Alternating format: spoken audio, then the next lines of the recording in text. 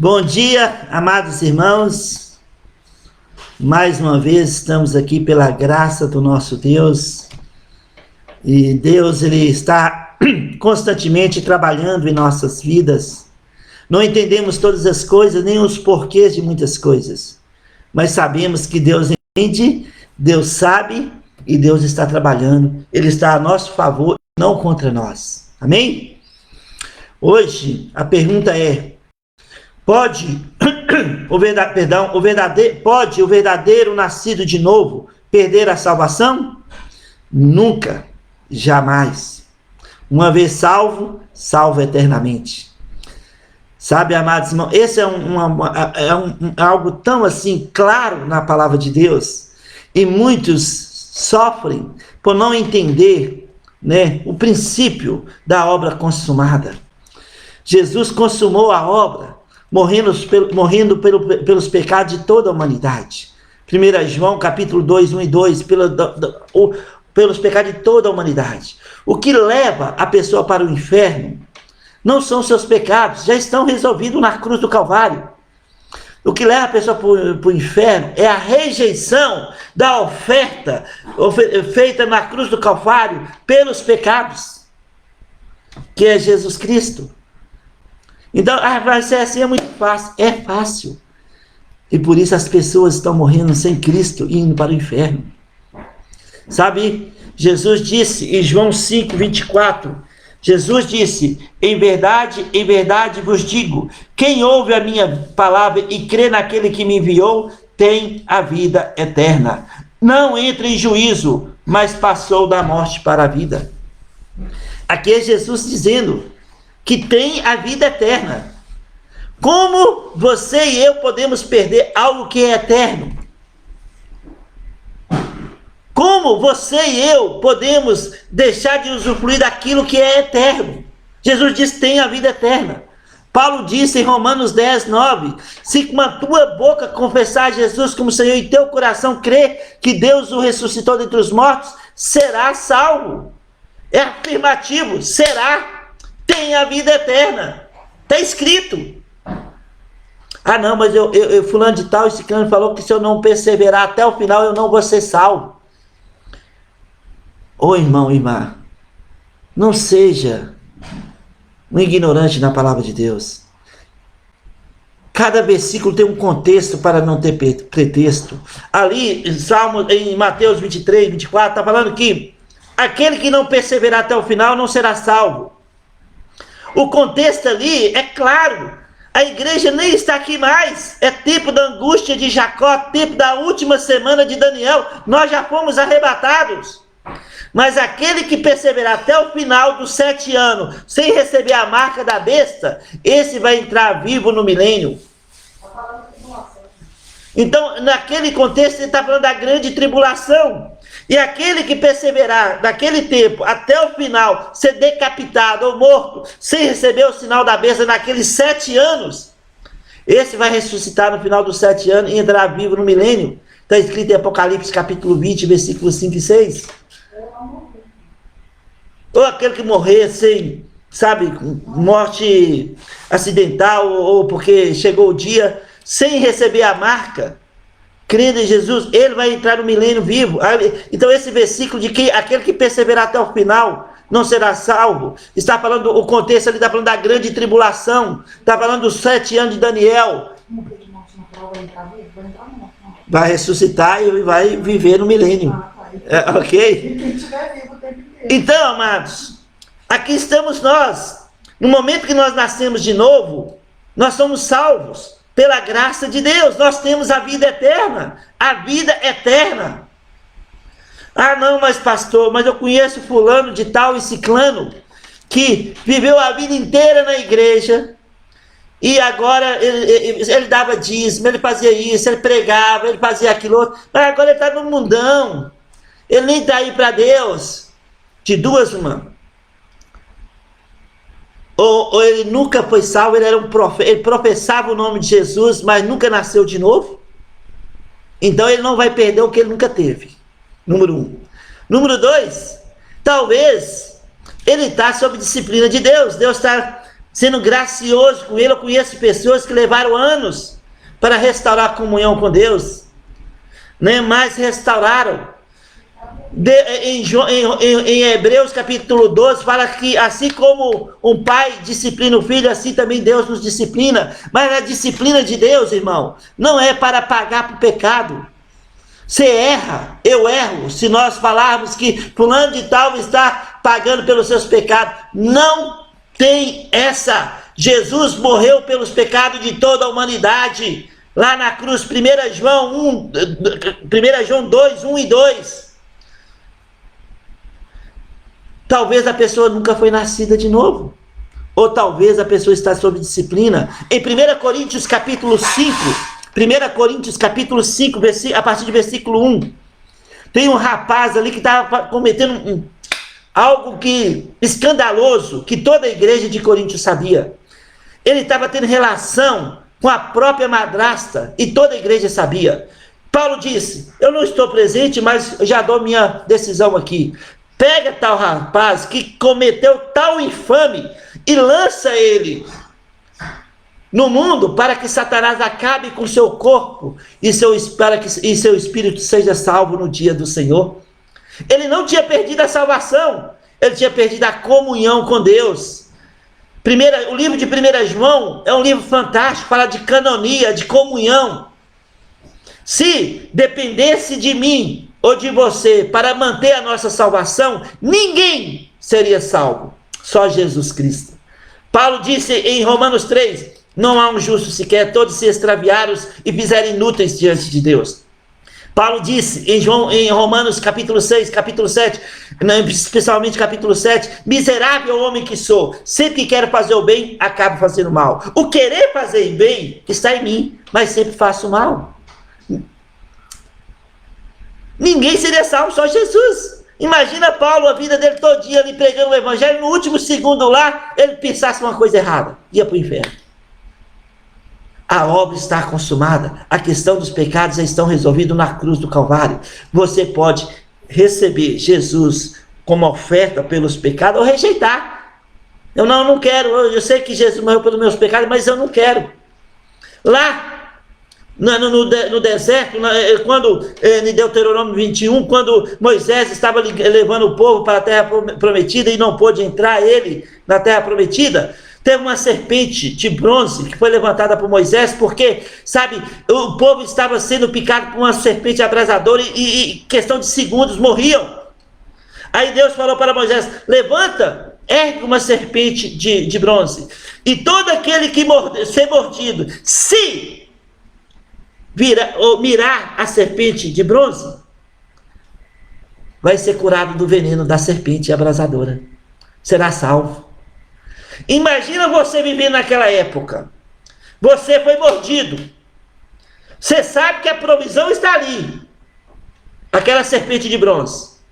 Não, Moisés disse que se eu virar para lá, depende de fé, você tinha de acreditar na palavra de Deus, virar, eu vou ser salvo. Mas eu não vou fazer isso não, eu vou tratar aqui com as minhas pomadas, com meus remédios, com tudo isso aqui, morreria. Porque dependia de fé, a pessoa precisava acreditar, virar para a serpente abrasadora, e aí o veneno não teria efeito sobre aquela pessoa. Da mesma forma, Jesus citou isso, lá em João capítulo 3, assim como a serpente foi levantada, importa que o Filho do Homem seja levantado, em João capítulo 12, e quando o Filho de Deus ser levantado, todos que vêm a mim, ele disse, eu vou atrair todos a mim mesmo, no versículo 33, nós já sabemos da oferta, Jesus é a oferta, ele morreu pelos pecados de toda a humanidade, eu recebo ou não? Se você realmente é nascido de novo, você tem a vida eterna. 1 João capítulo 5, versículo 11 a 13. Quem tem um filho tem a vida, quem não tem um filho não tem a vida. Essas coisas eu vos escrevi para que saibais que tendes a vida eterna. Tem a vida eterna. É eterna ou não é? Não, mas eu perdi. Uma vez, um amigo, um professor de geografia me procurou, falou, ele estava cheio de culpa e condenação. Ele falou, pastor, Me ajuda aqui. O pastor da minha igreja falou que aquele que não der o dízimo perdeu a salvação.